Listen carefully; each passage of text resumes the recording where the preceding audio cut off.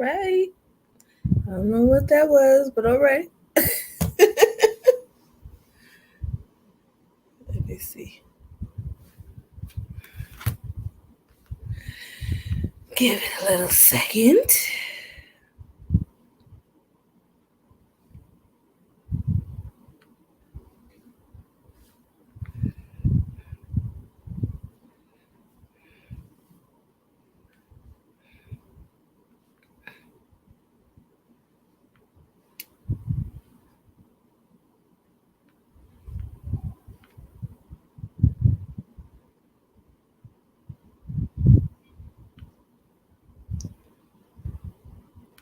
All right.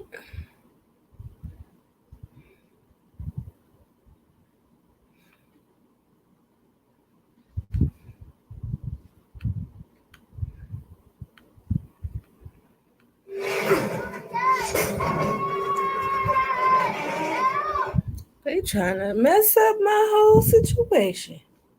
I didn't realize the TV was still on. Okay. Almost there. Bear with me. Hello. Thank you for joining. I am just sharing the YouTube link. So that people who want to watch from YouTube, feel free. But as for right now, just give me a second.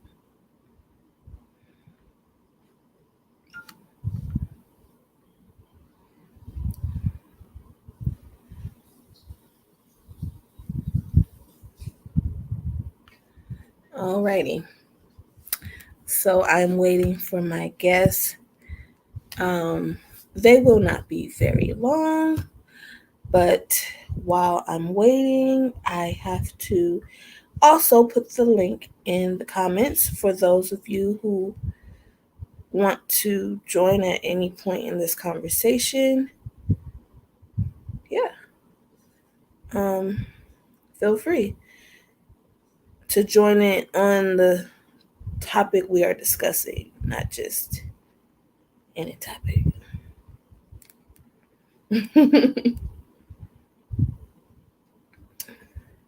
My guest, say hi. You're watching, just speak. It's okay. I don't bite. I promise. I have to multitask for a second, and I'm okay with that. Because once the conversation starts, it's gonna be so dope. So now the link to join us live is in the comment box. And let me just do one more thing. And yeah.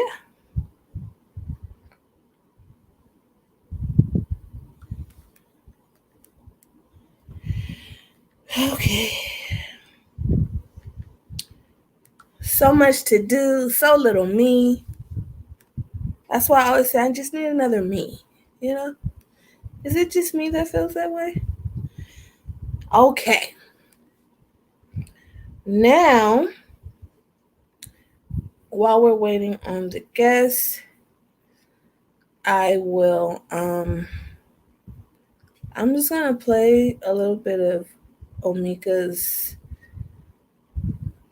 interview for her podcast episode that dropped today. And just gonna talk about that a little bit. And then we're gonna get into Daryl's, and then we're gonna get into the topic of discussion. Okay? So that's how that will go. Sorry, I was off to a slow start, like I said. If you are, going to watch this later, just fast forward that part. I had to do that part. Usually it goes by a lot smoother. I promise, but you know. Okay, so I like the idea of just randomly picking a spot. I know that's like crazy, but I just like to, randomly pick spots in the actual interview.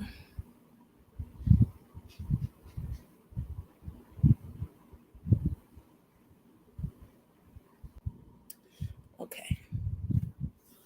Oh, I forgot to turn it all the way down. And I did not stay longer than 3 days, and everything was done. Here we go. In a timely fashion, and I got to go home in a timely fashion.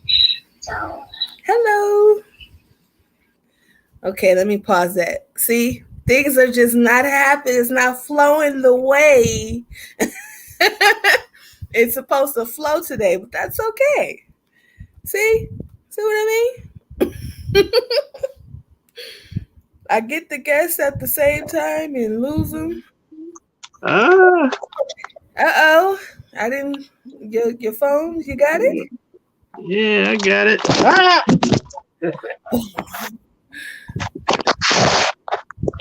Phone took a dive off of its stand.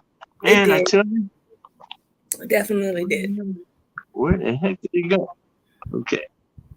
Yeah, man, my phone just committed suicide, man. It said, all right, bye. Oh, dude, this thing rocks. I didn't know it did this. Okay. All right, but you can't be tilted back so far that you... I kind of felt that one coming. So what the look was for, you guys have to excuse this one. It tends to do what it want to do. This live is going to be a little wacky, I can tell already. But we're going to have fun. I'm super excited. You know, I know this is going to be a great conversation, and I cannot wait to dive in. And I feel like as soon as I start playing Omika's episode, I'm going to get guests again. So I'm trying to give it some time. I guess I will just hold space a little bit just so that I don't have to keep stopping the podcast. Give them a chance to come back. So, I was in the hospital last week. Every 2 months, I have to get blood exchange treatments, and because I don't have a port, I have to get the catheter placed and get directly admitted, and it's a whole process. And yeah, it definitely feels like a whole process, and it's a lot, especially having to be away from my daughter, especially last week because I was nervous a little bit because her actual award ceremony was last week, and I just wanted to make sure I was going to make it. And at some point, I got a little nervous. Hello. Hey, baby, I'm here. You hear fighting now? With my phone. Oh, yeah, I hear you fine. Everything is 10x10 or 2x2 or any of that other stuff. As long as my phone and my stand start working together, they've been kind of doing the opposites thing and just jacking me around. Awesome. It's funny. I don't know what happened to Daryl. He was here and then he got cut out. So I was trying to wait for him as well to come back. But I was just putting on Omika's episode that dropped today for the podcast when you came. So I love it. You want to listen to a little bit of that? Yes. Yes. I miss her. Man, you have no idea how much I miss her. Miss her a bunch. Okay, so I'm just gonna kind of try to rewind it back some, hopefully not too far, and press play. I like the idea of just picking random places, you know, because sure. Would be an admission. Oh, I'm sorry. That was kind of. I don't know why I didn't put because you know when it's poignant all the way through. You can just jump in anywhere. And That sweet voice. here would be an admission where I only got stuck one time, and my port was working perfectly, and I got all my medications and all my fluids that I need. And I did not stay longer than 3 days, and everything was done in a timely fashion, and I got to go home in a timely fashion. So that was her response to what an ideal hospital visit will look like for her, or compassionate care and treatment. Well, hello. Are you ready? Hello. Apologies for my tardiness. Had All some right, technical all right. difficulties. What's up, brother? How you doing, Ken? Alrighty. Let me change the Good, view. man. Blessing, blessing. This. Okay. Let me change the color. How's my view? Should I go to portrait?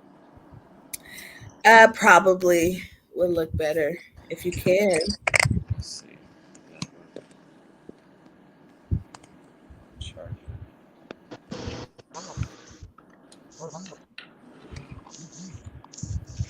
Oh, I think somebody's phoning me in the background. Oh, and it's a scam likely, too. Would you take off of my phone, please?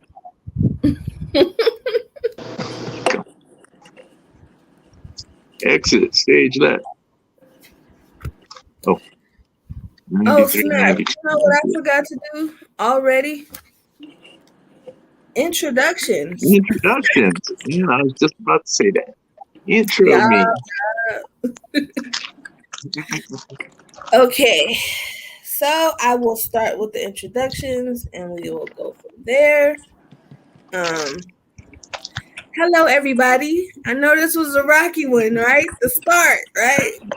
I'm telling you, this conversation is going to be amazing. I already know.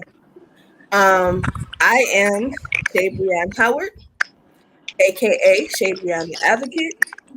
I am a filmmaker, photographer, writer, graphic designer, all around creative being with sickle cell SS anemia. And I am also the child of a sickle cell warrior. My mother passed away from complications of sickle cell when I was just 7 years old and she was 25. I'm also the mother of a beautiful 8-year-old. Every time I say 8, I hesitate because I can't believe it. 8-year-old trait warrior.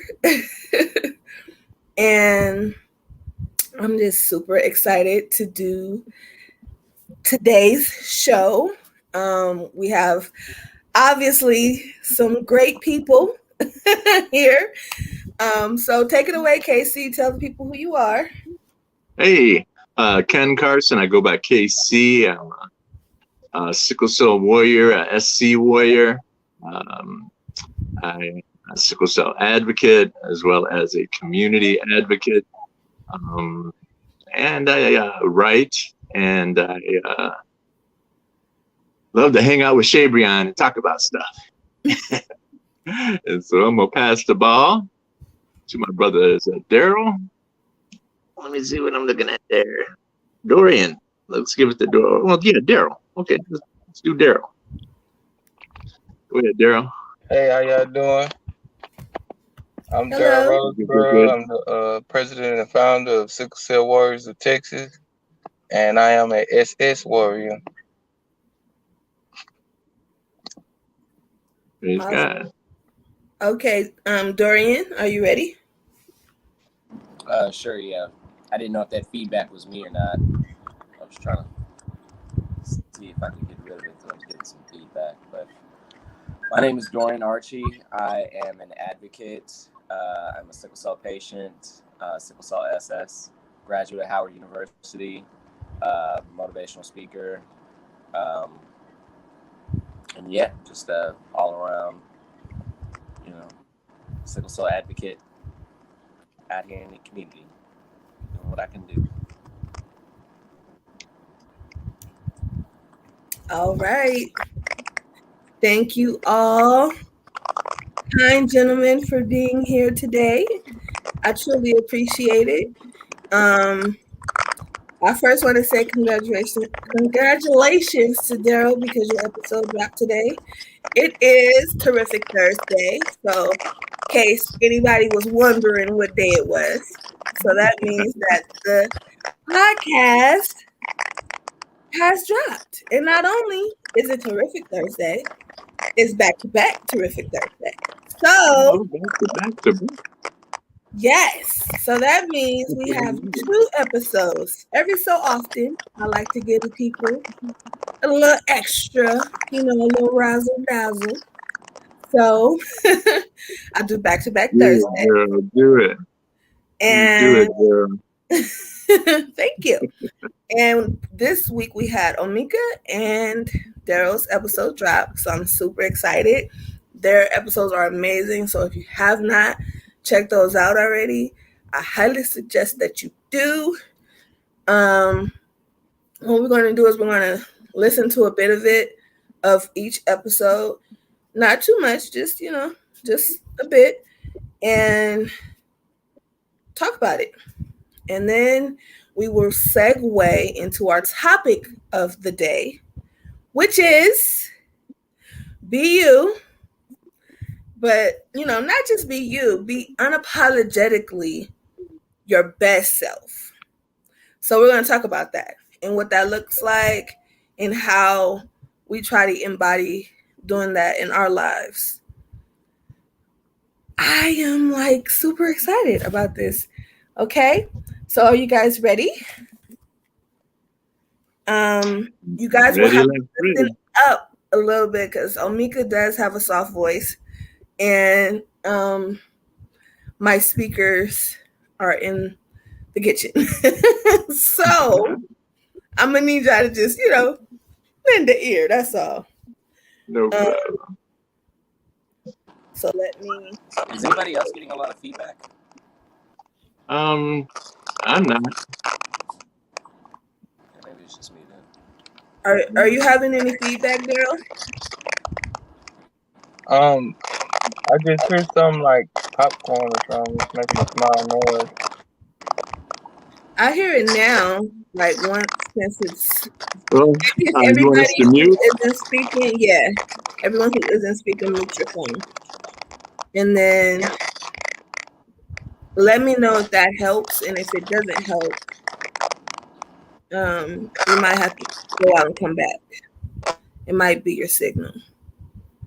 Okay. Uh-oh. Well, it was his signal. Do you guys still hear the noise?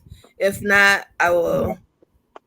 Yeah, I don't know. Last person to mute, it went away. Yeah, I don't hear it anymore. Okay, so it probably was just the where he was sitting, his signal. It happens. Okay. Well, it seems like this happens every time, because the last time I did a live like this and we listened to the episode, one of the guests cut out on one part and then the other guest cut out on the other part. So I guess we're going to have to play 2 parts. Or hopefully Dorian will come back sooner than later. Okay.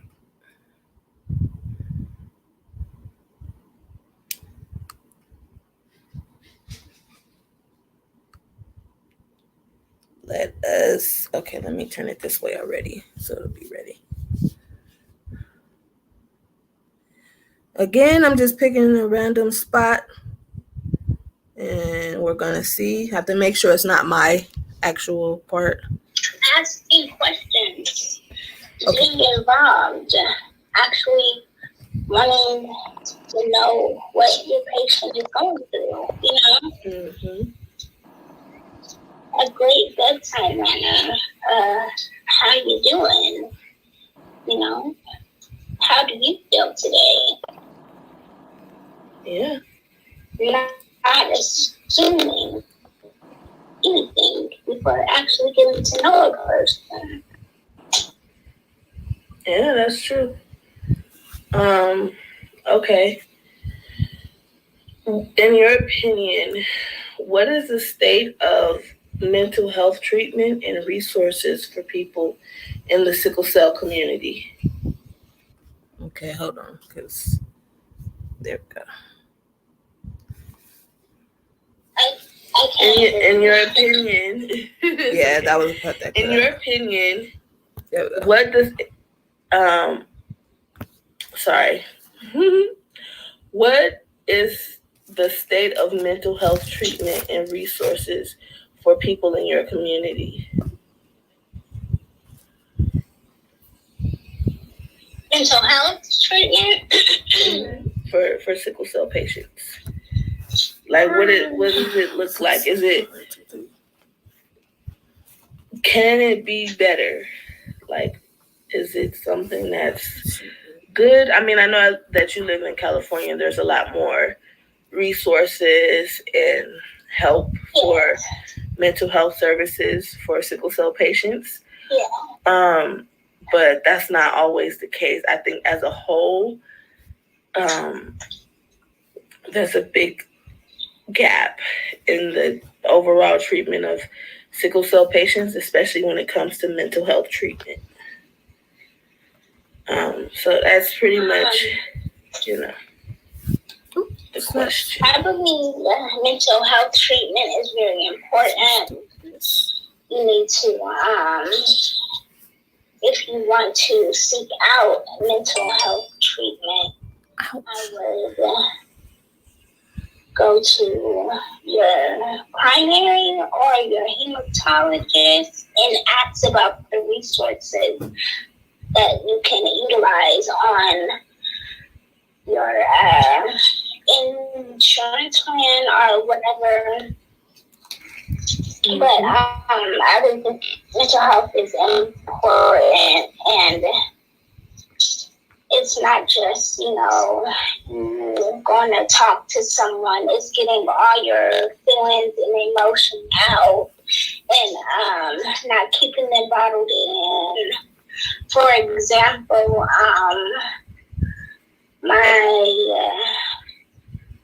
business partner, Diamond, he passed away.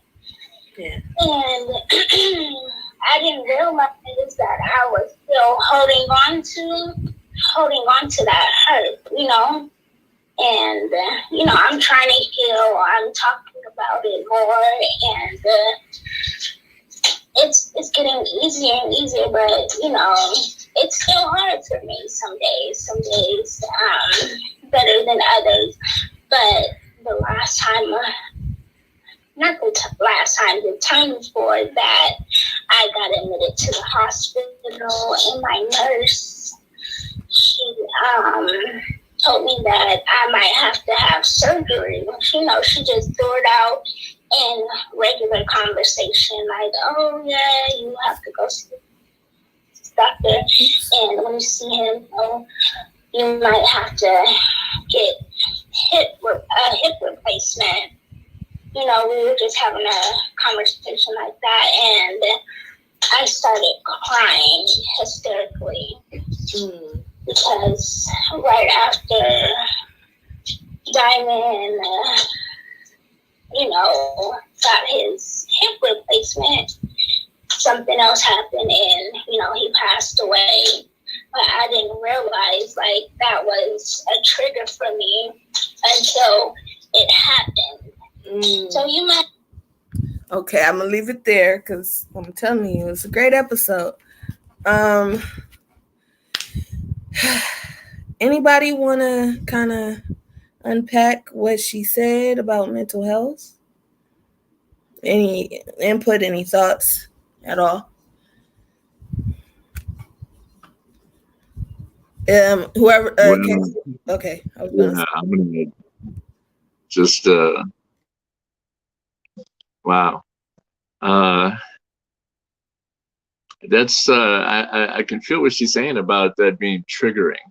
You know, when you don't realize that you haven't dealt with something, really dealt with it, and it's that thing is hiding in the back of your closet trying to get out. And somebody hits that note, and all of a sudden it's all out, and you're in tears, and people are like, "What did I say?" You know, and I'm sure the nurse is looking at her like, you know, "What did I say?" You know, and but man, just hearing her talk about that, you know, triggered, you know, the grief that, you know, I'm still holding inside and really didn't feel like, you know, I knew what was there.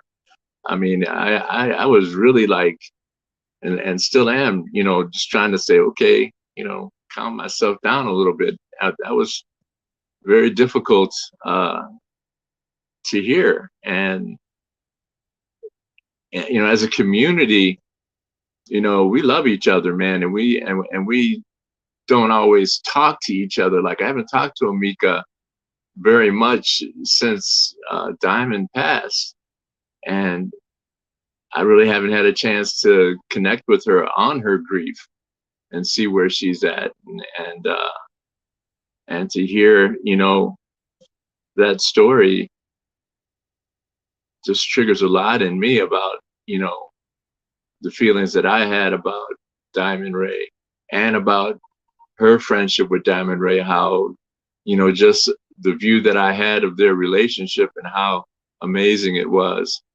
And it's just amazing how important it is that you do get an opportunity to deal with your grief and talk to people and be able to express and not let that stuff build up and hide on you. Uh, yeah, I'm gonna leave it there and let some other people jump in. Okay, Daryl, do you have anything you would like to add, or I can add something? I'll just say that, you know, I experienced some of this sort. I had a very close friend, a member of my organization, um, to pass away suddenly. It was a situation where I had just talked to her probably like 2 days before, and she was supposed to be going home in 2 days. But instead, I got a phone call saying that she had passed. So, you know, like that trauma is like, as we know, any kind of stressful situation can trigger a crisis. And I always tell people everything starts in your mind. So you know, just I learned to, when those situations come, to give it to God, to pray and depend on Him, and look at the situation just being grateful that you had the opportunity to know that person or have a relationship with that person, and value those times, because we all know we didn't come here to stay. So, you know, it's just kind of hard when you do lose someone that's close to you. But, you know, just the way to cope with it is give it to God and just pray and be thankful for the good times. I learned to do that, to be thankful for the good times. Even though we still hurt and we still miss them, we still love them. When their birthdays come, you know, when their death day come, you know, we're gonna feel that, but don't let it overrule or take over our mind.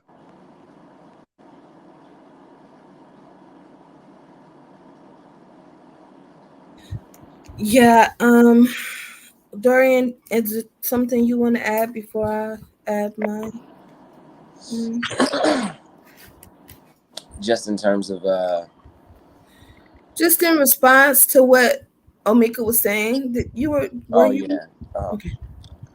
well, I guess just to touch on the mental health um, topic, I don't I don't know that I feel mental health resources are something that any of us really have largely had access to, despite the, you know, lifelong visits to hospitals and ERs, doctor's visits, the massive amounts of opioids they give us. No doctor has ever said to me, just outright, how is your mental health? What can we do to help your mental health?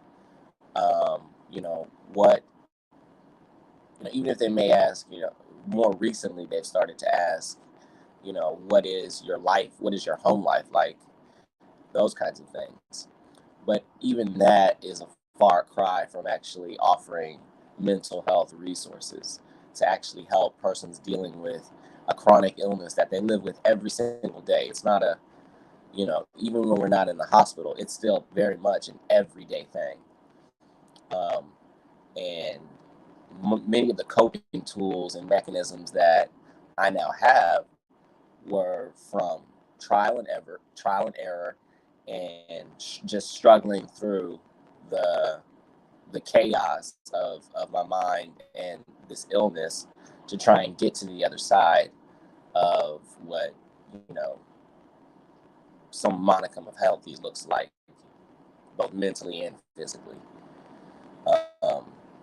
So while it's important, and I think we're realizing and recognizing that it is more important, I think it's a twofold double-edged sword that in the Black community it's not really talked about. So then when you have an illness that largely impacts persons within that Black community, you even more so have that stigma of not seeking mental health and not just pray it away, hope, give it, not telling them what you said, Daryl, but just saying, that age old, just give it to God. Sometimes it ain't that easy to just give it to God, as much as we may try to. Having those extra resources, that person to talk to, who can truly give you the tools necessary to work through what it's like to live every day of your life with an illness that is slowly killing you from the inside out. That in and of itself does something to your mental psyche. Just waking up with that every day. So I would hope that in the future it goes beyond just what's your home life like, and doctors truly take a more proactive approach in giving us access to those mental health resources without us, because sometimes we don't know how to ask for those things. We may not even know that we need those things. So having somebody who's already in your care plan, offering those things to you, asking you how can we better equip you with mental health resources, I think would go a long way for a lot of sickle cell patients who may not know how to ask for those resources or go after those resources.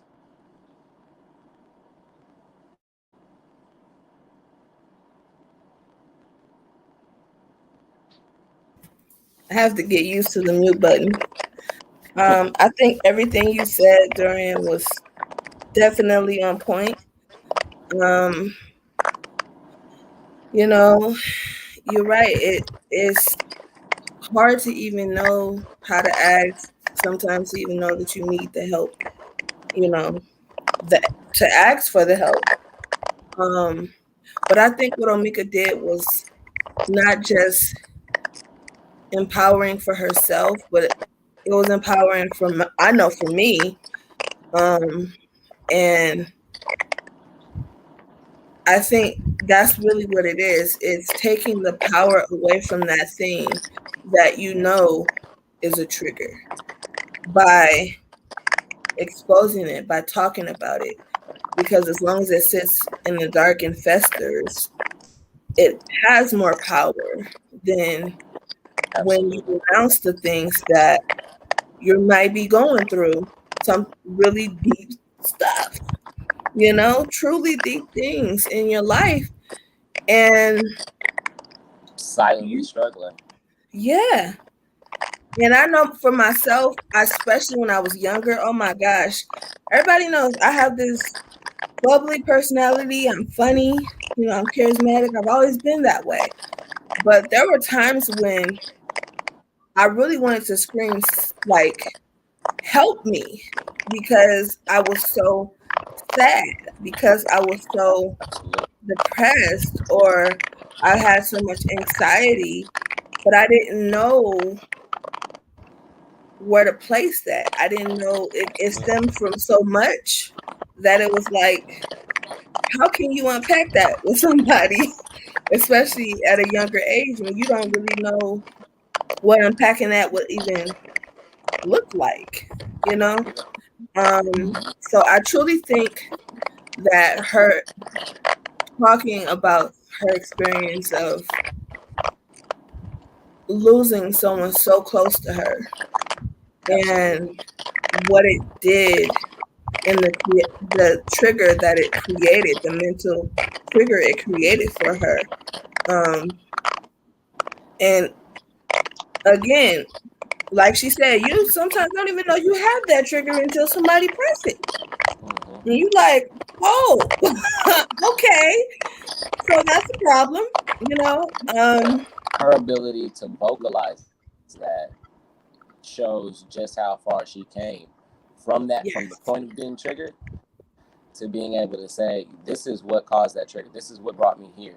Because that's the first part of healing. So that's the first way to bring your way out of that darkness, acknowledging that there's this darkness, I'm in this darkness, and I want out of it.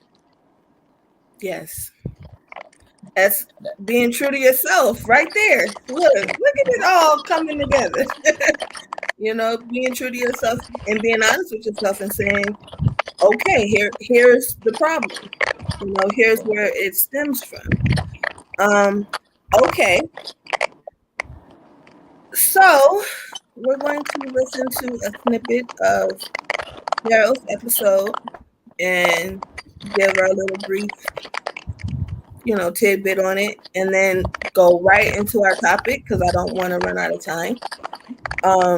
So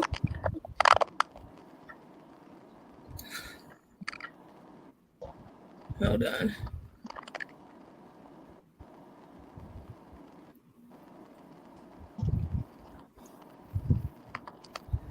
All right. Okay. Again, I am just picking a random spot. So I am just going to kind of click the spot and go from there. And then we can talk about it.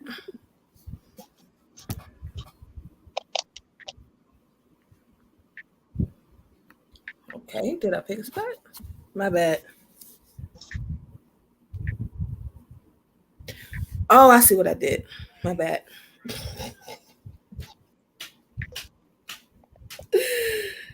I keep turning the volume down because I have to join the live to do things and add comments and stuff. So yeah, it was low. It was like on no level. Okay, disrespectful. So all sickle cell patients must be disrespectful. Okay, like, I want to get more just on like his, you don't want me not to me.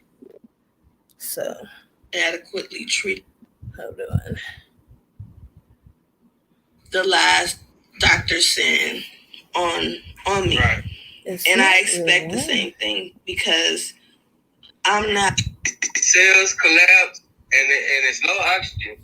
They know that, but they don't know we need oxygen right there, or they might not know that we need IV fluids to hydrate themselves. But the times that I have been in the ER and been under the care of doctors that didn't know these things, and I tell them, hey, I need some oxygen. Are you short of breath? No, it's just my cells are low on oxygen right now, and the oxygen is gonna help me get past the pain or get me out of this crisis moment. Oh, well, I didn't know that, Mr. Roseberg. Go ahead. Do you know how many liters they normally put you on? But if I had been different, He might not even gave me the option. You know, it's just that simple. Yeah. It's like how we deal with these people. We have to realize, just like they have to realize we're real people with real problems, we have to realize that they're real people with real problems. Absolutely. Okay.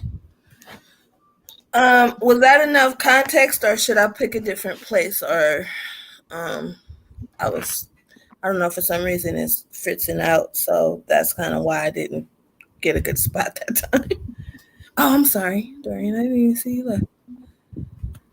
Just a little bit I heard. Okay. So, did you guys hear enough, or should I play some more?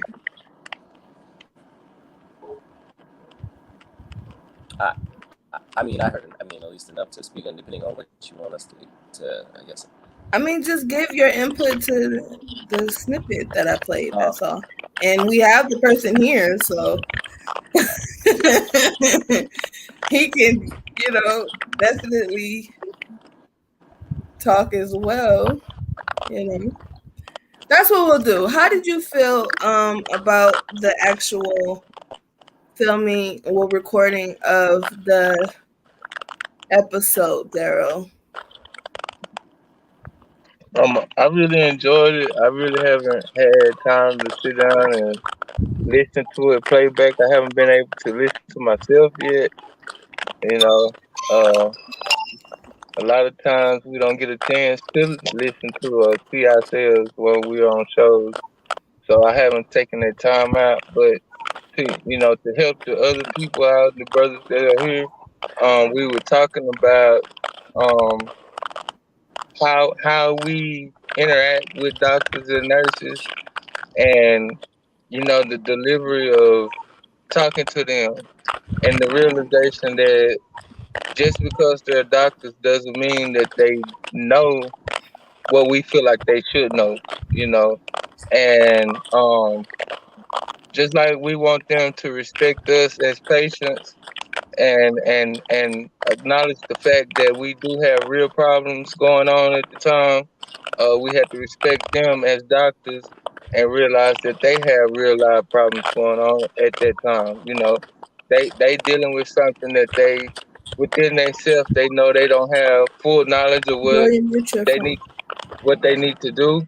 Well, they know within themselves that they don't have the full knowledge of what to do or how to handle our real life problems. And instead of the patient getting the attitude and being rude with them and telling them you don't know what you're talking about, stuff like that, a lot of times they don't know, and it's up to us to educate them. So that's pretty much what that snippet was referring to. And I just say that I have done a lot of educating nurses and doctors on sickle cell disease and how to treat us, because they're not learning these things in school.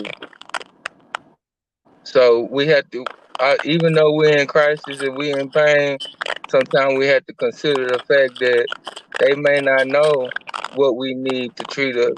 And it's up to us to tell them and educate them in a proper manner, not with an attitude, but that sometimes you may just have to ask, hey, did you know, or do you know that I need this or that, or this and that is going on? Because a lot of times they don't know, and we can't fault people for what they don't know. Absolutely. I think that Yeah, well, today. yeah, I was going to say I definitely agree that part of the self-advocating, and when we advocate for other patients and stuff like that, it's about educating ourselves, educating others, educating the nurses and doctors. Sickle cell is always such a small part of their education, but they get out there and they have experiences with sickle cell patients, and they go with the um, kind of the rumor and the stigma that they hear about sickle cell patients, as opposed to really educating themselves about those things. And so when you go into the hospital or emergency room, you may get a lot of um, ideas about what they think they know about sickle cell disease that manifest in, the horrible treatment that we get sometimes. And part of the fighting back with that is just to be educated yourself, and then to be, authentic enough to state those things clearly about how you will be treated and want to be treated, and not accepting anything other than that, and having the knowledge to back that up. And certainly, just knowing what the CDC guidelines are, the NIH guidelines, the ASH guidelines, and asking to be treated with the best uh, treatments that have been found for sickle cell disease. Man, so important. And I think that's really what's going to create the change for our patients. Is the more that we do that, it's going to really, really make a difference. It really will. And like he said, not assuming that they know, because or making no assumptions at all. Just have that conversation that you need to have.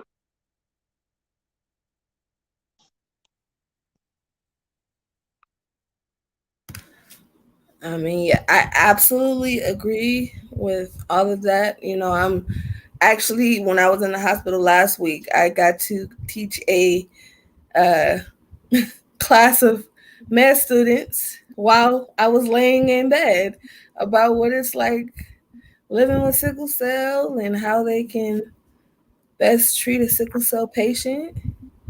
Um, and just giving them my story, and it was a really great experience. The doctor was funny. It was hilarious. He really was. He just because I had the resident that I had, she was the one that asked me, "Hey, can I bring some med students by later? Like, I really I want them to meet you." And I'm like, "Oh, okay." And so she presents my case and tells them a little bit about me. And the doctor was like, "You did good." He just kept petting her off and was like, "You did really good."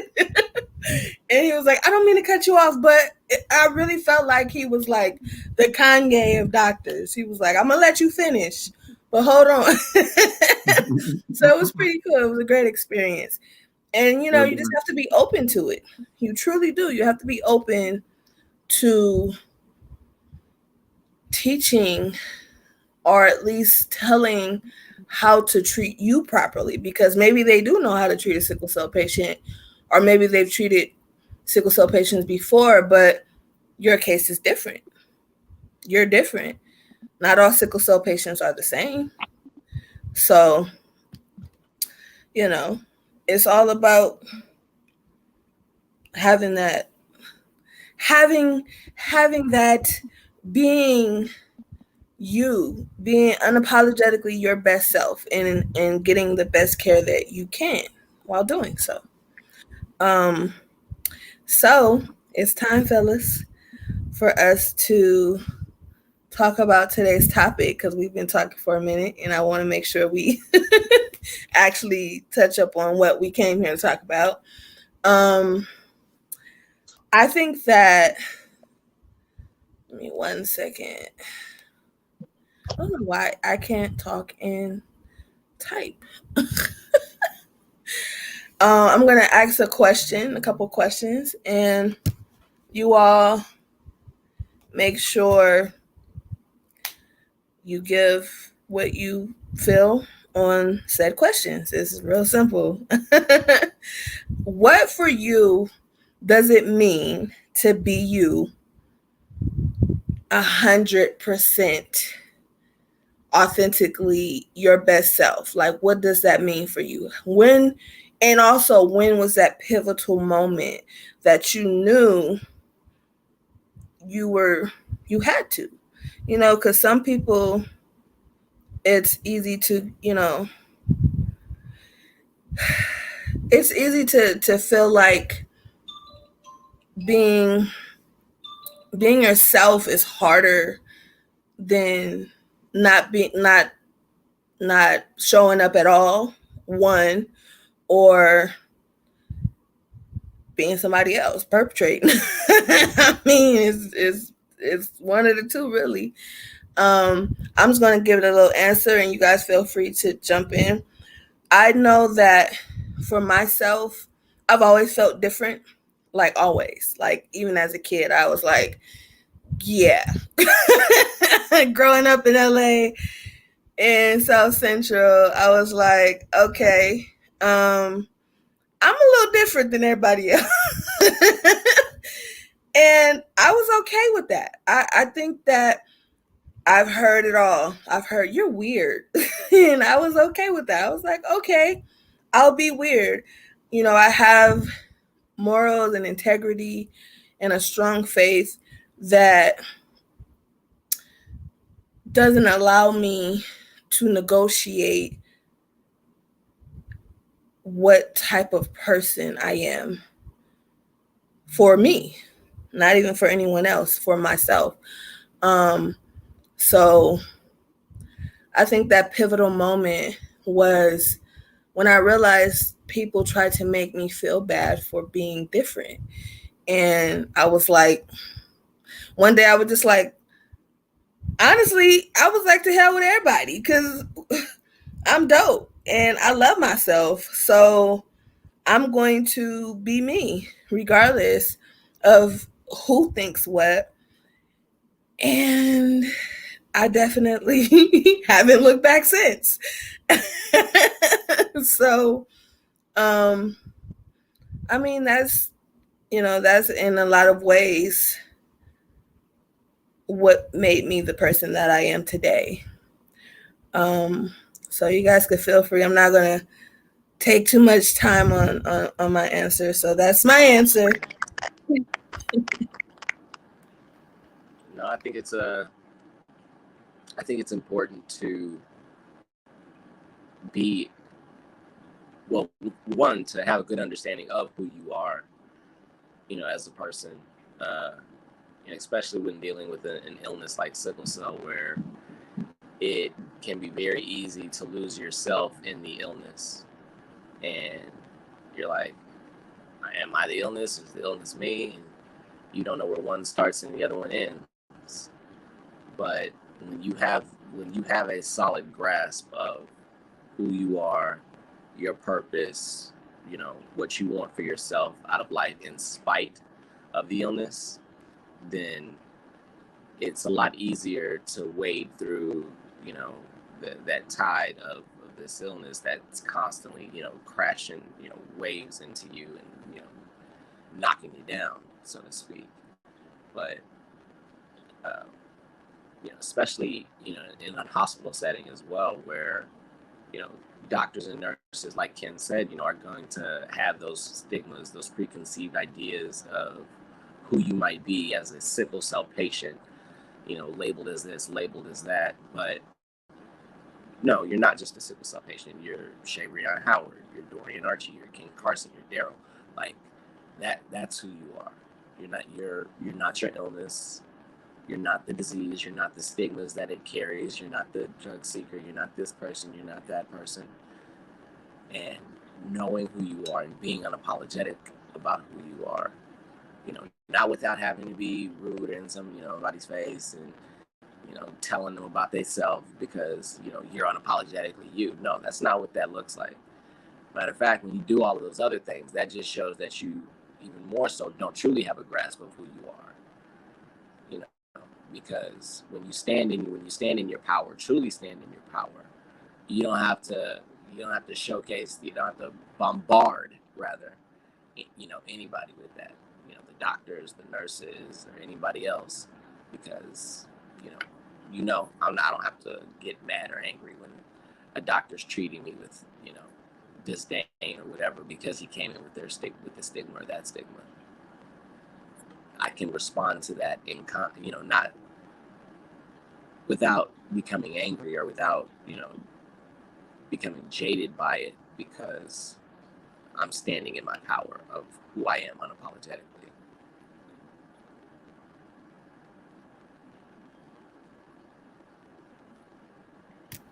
Yeah, I totally agree. Hold on, let me mute you. I hear it already. Yeah, I totally agree. I think that it is more so being your best self requires you to grow and evolve periodically. Like you're never done. Like you're always working on you. There's never a time when you're like, all right, I've done it. That's it. There is no ceiling, you know. Um, Wanting to be your best self unapologetically, you you want everybody else around you to also be their best selves as well. Um, okay, Casey, Daryl, you have anything you want to add? I'll just say, for me, I have always been me since I was a kid. You know, I was always the kid that's gonna ask questions. I'm gonna say anything. I never been the kid that, you know, was ashamed of the fact or tried to hide the fact that I had sickle cell. Like I always told people I had sickle cell anemia. And they always ask, what is that? And I seen an opportunity to tell them what it was. But becoming the best me and unapologetically me, I would have to say, first I started becoming the best me when we started Sickle Cell Warriors of Texas. I started my organization, and the first the first actual walk we had, oh my, the first walk we had was kind of like my my grand opening of being the best me I could be. Because it's a lot of people that I was in front of that I was, that's looking at me like, what are we gonna do? And that's with the members, the people that showed up for the walk and all of that. And I was nervous, kind of like a cat out on a limb, shaking in my boots. But my mom was the one that came to me and she was like, "What you nervous for? Like you do this all the time. You always talking to nurses. You always talking to people about sickle cell. Just be you." And those were always all her words. When I get ready and have speaking engagements or events, she always tell me, just be you. So I learned to just be me. Don't try to sugarcoat nothing. Don't try to change who I am to fit the agenda or anything like that, because I learned that people are easier to accept the raw you rather than the made up you. If you give them the, you know, the whole you, the whole truth, don't sugarcoat it, the way we get treated in the hospital, don't try to make it sound nice for the audience. No, this is real life stuff that happens to us. You know, I've been overdosed in the emergency room before. I'm not gonna say, oh well, one time, the doctors, I think the doctor gave me too much medicine. No, one time I was in the emergency room and I was overdosed. You know, and if I would have went to sleep that day, I wouldn't be on this show right now. You had to tell them real like that, because people are going to accept the real you. But once they see that, you trying to be somebody that you're not, they're not gonna accept the things that you say. The point that you're trying to get across, they don't accept that. So, my organization really helped me be the best unapologetically me. I always tell the people that have me on show, I hope I didn't embarrass you. I never say I embarrass myself because this is who I am. I give them a little, footnote. When you want me to be on your show, you can ask Shabreon. You want me to be on your show now? Sometimes I'm too real for TV. You might hear something that you like, oh, might drop your jaw, but it's the raw truth. And we have to give the raw truth. Don't sugarcoat it. Don't put makeup on it and a wig and give it to the people. No, give them the whole truth. So yeah, for me, I always been me, but to get to the point of where, hey, this is me, this is how I am, here it is, I give it to you. And that came with my organization.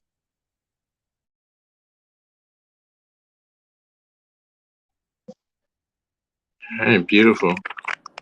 Yeah, that's what's up. Um, you know, this is an interesting question for me, and it really strikes to the heart of who I am and have always wanted to be, and how I have been successful, to what degree I have been successful in that journey and in that striving. Um, I am a Christian. The word Christian means Christ-like. And the challenge in my life since I have taken on that walk has been to be less me and more like Jesus. And so I can look back on the times when I have been authentically myself and the results of that in my life. And then I juxtapose that with the times that I'm walking in the Spirit and being Christ-like. And it's not even close. Being authentically me is like a car crash going through life, man, trying to be, whereas trying to be Christ-like requires a surrendering of oneself and the receiving of a spirit that allows you to accomplish the things that Christ has asked us to accomplish. And those things are pretty straightforward. Love one another. I really believe that, my life journey has been about trying to accomplish that and then preaching the gospel, which becomes increasingly difficult as our world and our culture becomes increasingly anti-Christ. So the challenge for me to be authentically me is to be authentically Christ-like and to focus on the value of that. And I truly believe that there's more value in my being Christ-like than there is about me just being focused on me and who I am and what I want to do and what I want to be and all of that. And it's difficult because the me, it does come out, man. I'm telling you, I've had that guy in prison because I've seen what he can do. Okay. And nicest guy in the world, train wreck. I'm telling you, train wreck. And so this question really is kind of a oxymoron of a question for me, because I really am walking through life trying to be Jesus. I'm not trying to be me. And that's authentically me.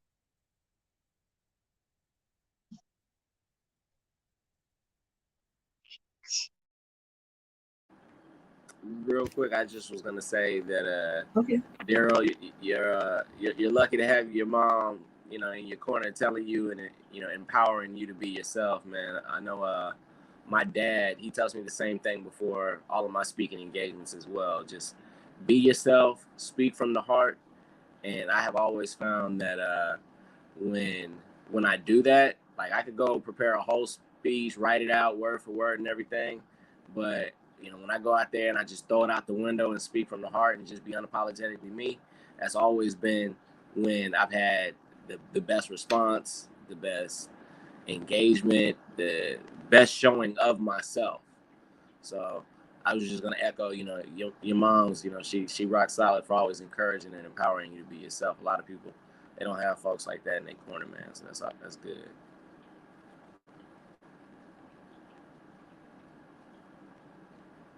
Blessing, rather, I should say. All right. Awesome.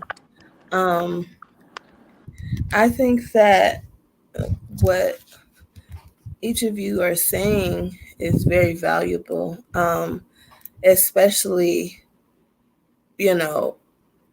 accepting parts of yourself that may have been hard to accept. Like, Casey, when you spoke about being Christ-like, right? It's like you want to be you. You want to react how you want to react, but to put yourself in the shoes of what would Jesus do? How should I handle this? I'm not gonna lie, that's my internal struggle a lot of the times too, because I'll be like, if Shay handle it, okay. If Shay handle it, everybody else, come on now, y'all know. It ain't a secret. That's exactly what I'm talking about. Uh-oh, he got kicked out. So I get it. I totally get it. I think a lot of the times I find myself taking the higher ground when most of the time I have to have that dialogue with myself and say, is this really how you want to handle this situation? Is this really how you want to present yourself? Is this really how you want to leave your mark? Because whether I like it or not, whether I know it or not, I have already put in place a mark to leave in this world. We all have. And it's really goes to question, when you leave and you're remembered by the people that love you or the people that know or knew you, what is the takeaway? Did you help people? Were you able to make someone's life better? Because it's not going to always, you're not perfect. No one's perfect. So we can't always make everybody's life better. Some people going to have some stuff to say and be like, yeah, I hate that person. and that's okay. You have to also be okay with that. But I'm glad KC said what he said, because it actually brings up our last question, which is a time or a stance you've had to take a stand and be different from everyone else. What did that look like for you? I'll go first since I'm already speaking. I find myself actively trying to be different from everyone else. And it's not because, I just have to be different. It's because I've already said it multiple times. I don't fit in. I wasn't made to fit in. I know that God put a purpose on my life, just like he put a purpose on everyone's life. But to walk in that and to mean it means to actively humble myself. And sometimes it's easier than others. But I think the real takeaway one time that, you know, that has happened more than anything else is me taking a look at myself and saying, okay, Shay, humble yourself, because, you know, you can't be like everybody else. You can't respond like everybody else. My heart isn't built for that. You know, I'm not able to keep grudges in my heart or in my spirit to the point where, like, you know, it's anger and bitterness. I'm not able to do that. I've never been able to do, well, there was a time I could, but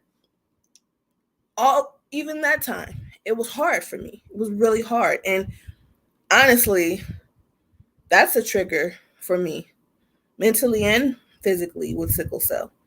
So, in knowing that I have to let it go. I can't carry that. Whatever it is, I can't carry it. And it's helped me this far. So, I want to hear you guys' answers. I'm so interested to know. Okay, Daryl, go ahead. Well, I guess my standing and being different started at an early age because you know, I'm 44 years old. So, my sickle cell journey started in the late 70s, early 80s, where they didn't have much knowledge on it. And the number one thing that they pushed back then was hydration. You had to stay hydrated. So I used to have to carry around, the little igloo juice jug or whatever. I used to make Gatorade every day. That was before you can buy it already made. You had to make it with the powder.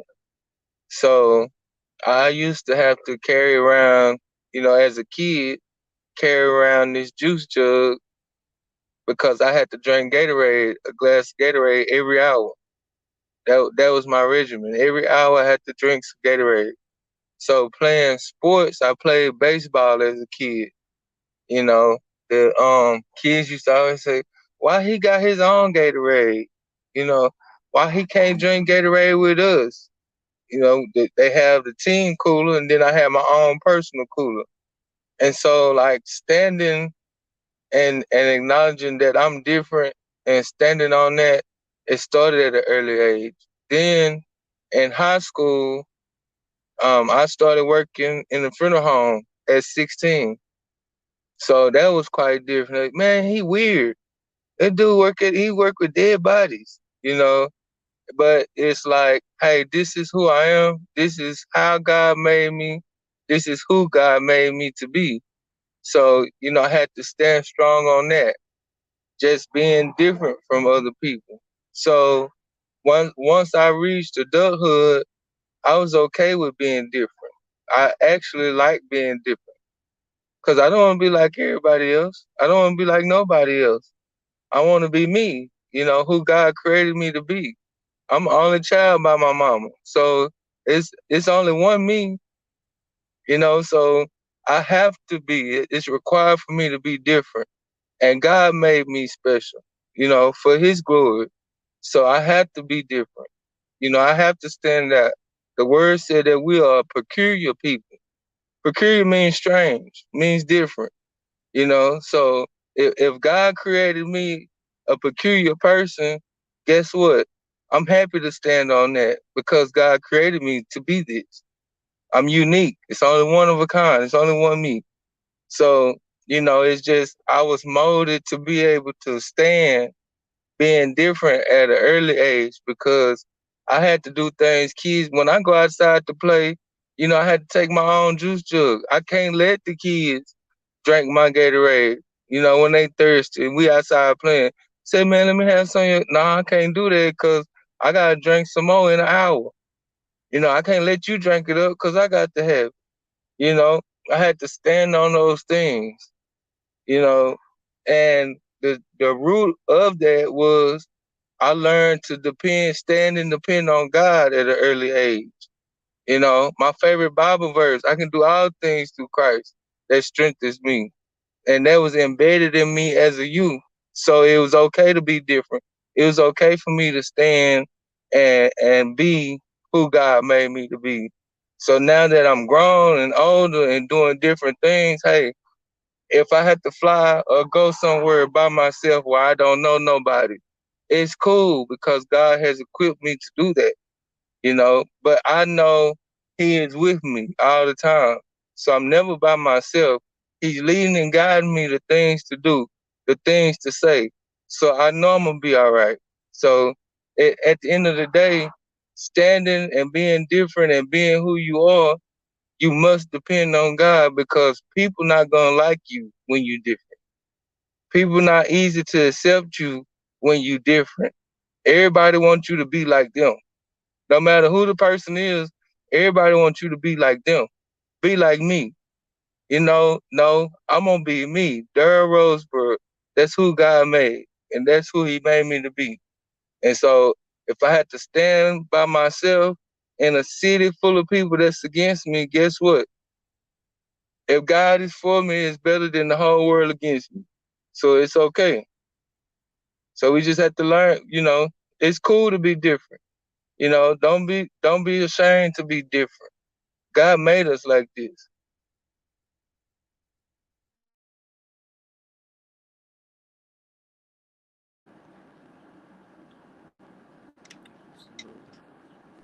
You get an amen for me on that, brother. You get an amen for me on that.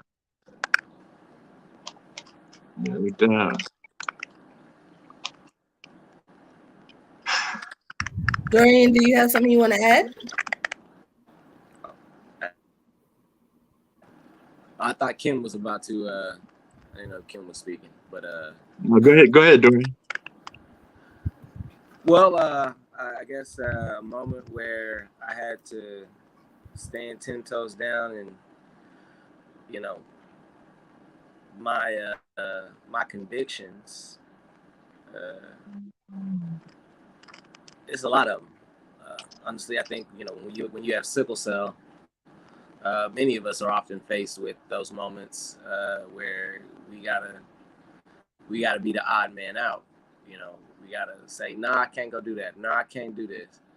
All the peer pressure, friends telling you, "Oh man, just come out. Just just have a drink. Oh man, it'll be alright. You'll be alright. You'll be alright." And you gotta say, "Nah, I won't be alright because I know my body. I know myself, and this is what's about to happen." But and I guess a more conventional sense, as an advocate, both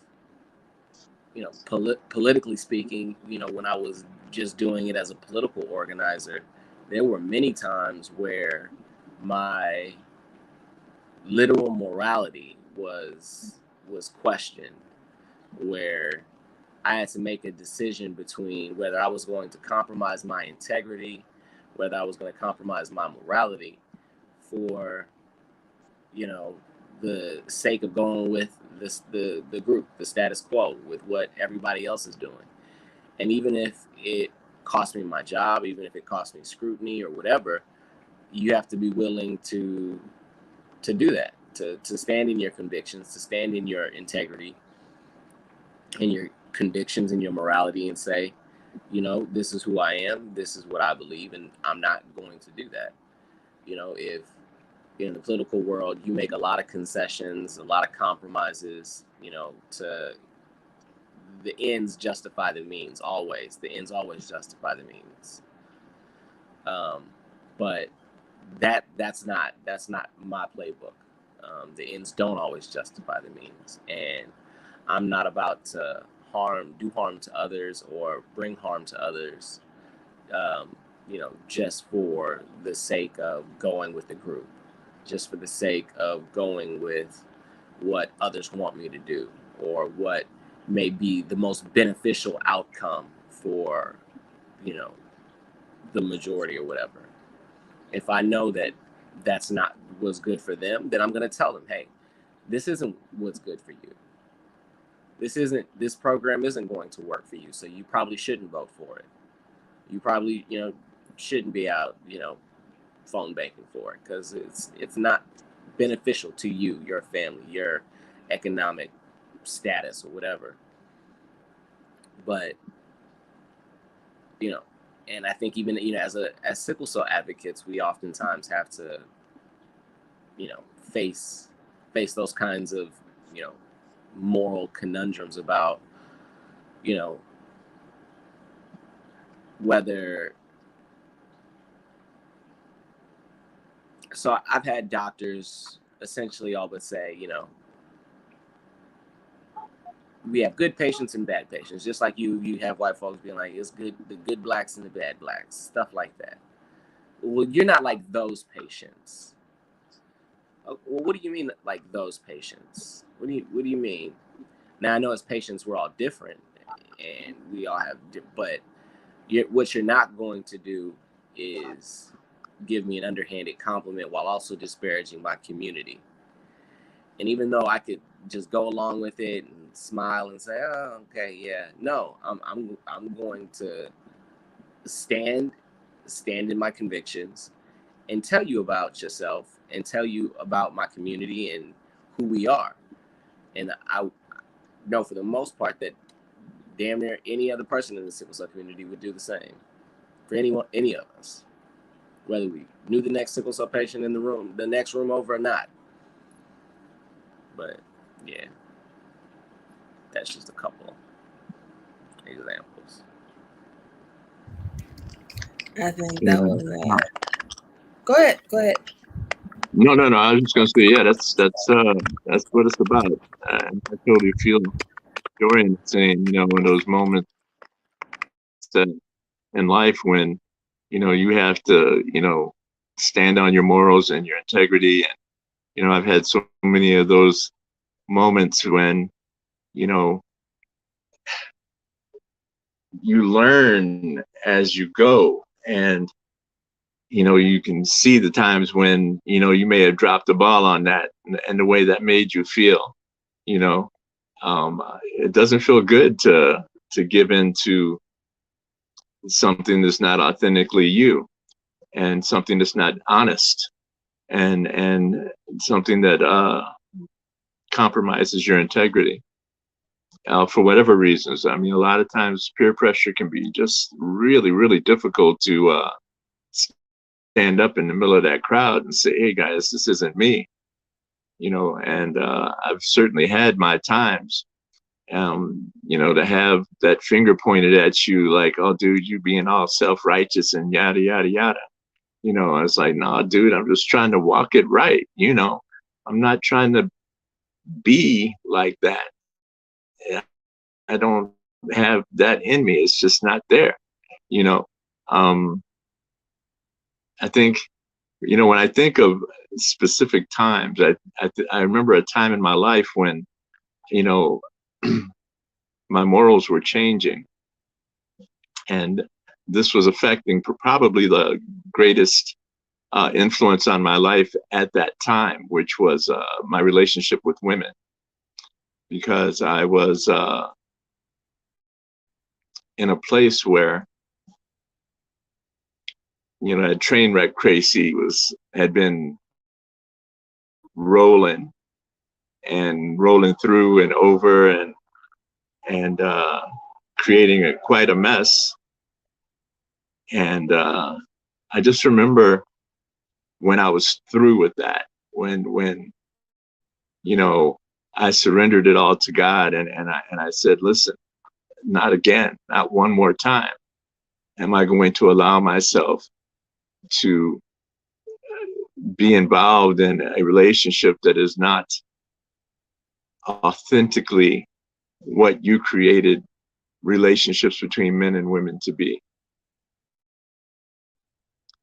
And I remember the challenges that I faced during that time.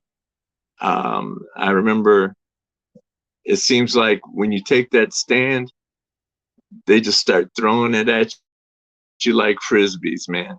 I mean, you're having to duck and dive and roll out of the damn way of it, man. I just, but I also remember what I feel like was my reward for standing strong and for standing in that place. And when the Lord brought me my wife, this beautiful angel who I just came out of nowhere, so surprised, but just so ready and so perfect and so right.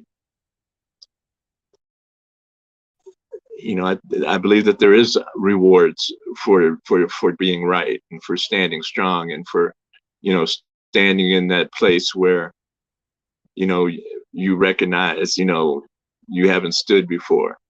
I always tell people, I tell people I'm a man of God. And I say that so proudly, and Lord, forgive me for the pride, because that's not what I mean. But what I mean is that it took me so long to become the man who could make that statement and then walk it. I mean, I've been a Christian, I've been a believer, I've been, born again, I've been all these things. But when I became a man of God and I started walking in that, that was the standing on my integrity, my, and it's not like, you don't fall, because we all do, I'm not going to lie about that.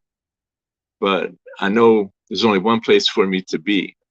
And I know where that is, and I know how to get there. And you get there by standing your ground. You get there by, saying that there's a line. I'm sorry, I'm not going to play in the gray. I'm not going to play in the gray. There's a line right here, and I'm not going to cross that line. And it's a challenge, and it's been a wonderful part of the journey that life is, as you grow and learn and recognize that you've reached these, markers in your life, and that there are still more ahead, challenges that you are going to have to face.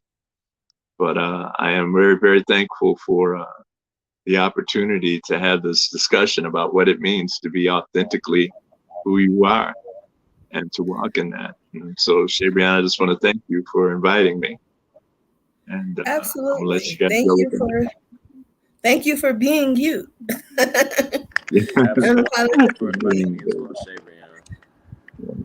Thank you too, Dorian. I appreciate you both. I truly do. I felt every word of what you just said.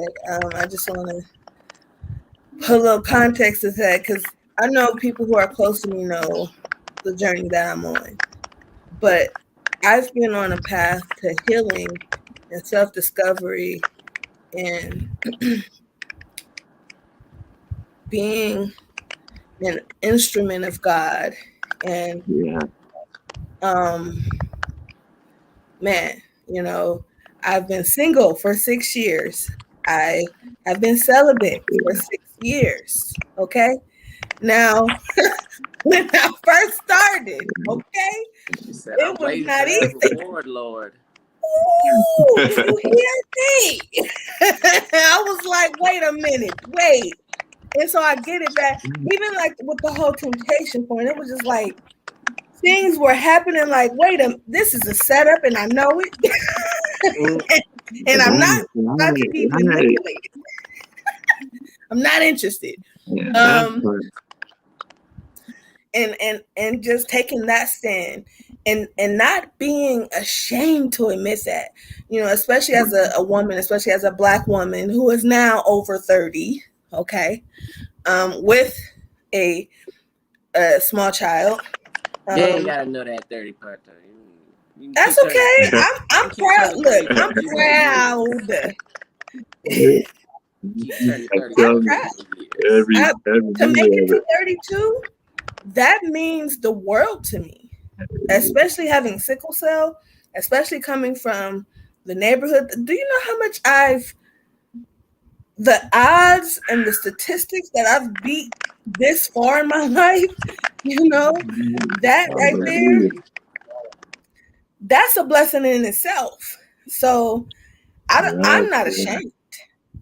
And I know, you know what I'm saying? And that's again, me being authentically myself, my best self. I can't waver in knowing, like Casey said, I fall. I'm not perfect, but no matter how many times I fall, I'm going to get up and I'm going to be me. And I know God is still going to love me and accept me. And as long as I'm actively trying to be my best self every single day, one foot in front of the other. And that's how I've got in 6 years in, healed in ways I never would have imagined. From losing my parents young to just relationships to all types of things, family dynamics, everything that I had to heal from. It just sends shivers down my spine. It really does, because shivers down my spine. I've done it. Hallelujah. It is. It truly is. I am a walking, talking, breathing testimony. I know that I am. Yes. And I am not, I know I'm special, but I know that if I can do it, anyone else can. Because to feel as far away from myself at one point that I had gotten, because I've gotten far away from myself before. I've lost myself, especially like you said earlier, during having sickle cell. It happens. Don't know where one person starts and the other begins. Yes. And it's just in knowing and having the right people around you. And even recognizing when you're like, okay, this is comfortable, but is it right? Exactly. It's comfortable, but is it right? Is this actually feeding my spirit? Is this feeding my purpose? Okay, don't have me in here. Me the way it needs to be. Or is it just pulling from me? Siphoning me and my energy and my being. Yes. My whole being and my whole... Come on now. I know somebody feel me in the comment section. Oh, yeah. So, yeah, I mean, you want that person who's pouring light into your life, and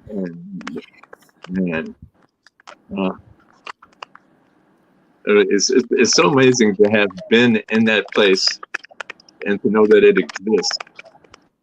That place where two people are pouring light into one another, and life into one another, and love into one another, and almost you can't feel anything coming out.